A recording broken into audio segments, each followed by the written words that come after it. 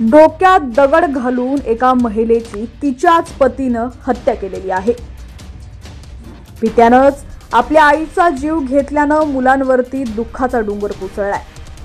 नेमकं असं काय कारण होतं की ज्यामुळे पतीनं हे टोकाचं पाऊल उचललंय? घटना सविस्तर पाहूया। त्याआधी तुम्ही HPN मराठी न्यूज चॅनल पहिल्यांदाच पाहत असाल आणि अजूनही चॅनलला सबस्क्राइब केलं नसेल तर नक्की सबस्क्राइब करा, जेणेकरून आमचे अपडेट्स लवकरात लवकर तुमच्यापर्यंत पोहोचतील। तर चिकुर्डे तालुका वाळवा येथील विवाहित कविता उत्तम बुरसे पाटील वय 42 यांचा घरगुती वादातून पतीनं डोक्यात दगड घालून खून केलाय। घटनेनंतर संशयित पती उत्तम बुरसे पाटील वय 52 हा स्वतः सकाळी कुरळप पोलिसात हजर झाला। याबाबतची फिर्याद नितेश श्रीकांत बुरसे पाटील यांनी कुरळप पोलिसात दिली आहे। त्यावरून उत्तमवर खुनाचा गुन्हा नोंद झालाय।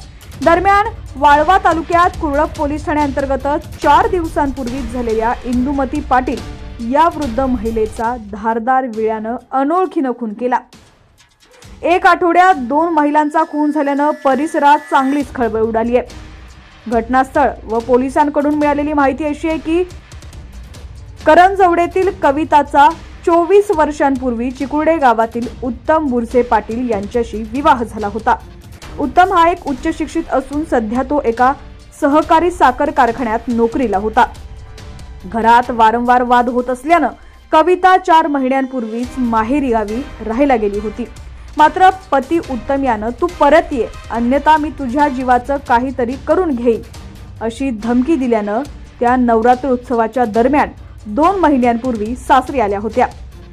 काल 12 तारखेला संध्याकाळी गावात प्रचार करून उत्तम रात्री उशिरा घरी आला। त्यावेळी त्याचे आणि पत्नीचे घरगुती कारणावरून भांडण झालं। त्यानंतर दोघंही झोपी गेले। मात्र झोपलेल्या उत्तमच्या मनात काहीतरी शिजत होतं।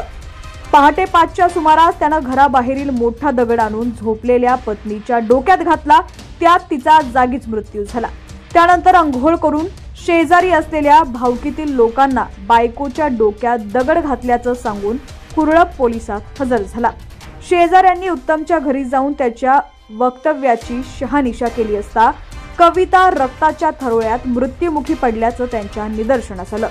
त्यानंतर त्यांनी नातलगांना याबाबत कळवलं। कुरळप पोलिसांनी घटनास्थळी धाव घेत पंचनामा केला। शवविच्छेदनासाठी कविता यांचा मृतदेह सांगली मिरज येथील शासकीय रुग्णालयात पाठवला।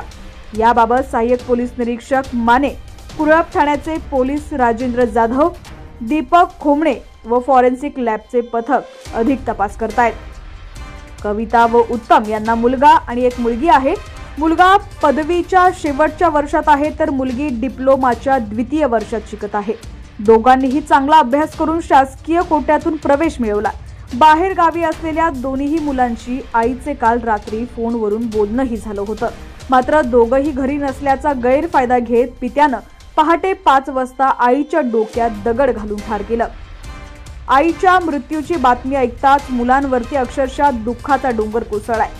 स्वतःच्याच पित्यानं आईचा जीव घेतल्यानं त्यांच्यावरील आई वडिलांचं छत्र हरपलंय।